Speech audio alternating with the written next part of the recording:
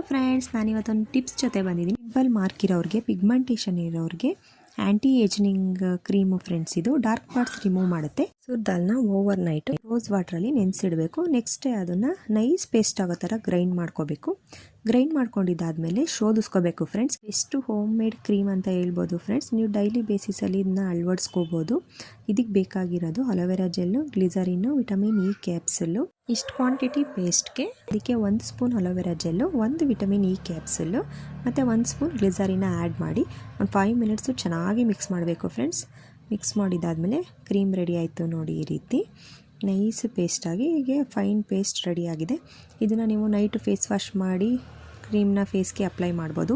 Morning face wash ಮಾಡಿನೂ apply ಮಾಡ್ಬೋದು friends. ಇದು 1 ವೀಕ್ವರೆಗೂ ಮಾತ್ರ ಸ್ಟೋರ್ ಮಾಡ್ಕೋಬೋದು ಫ್ರಿಜ್ನಲ್ಲಿ.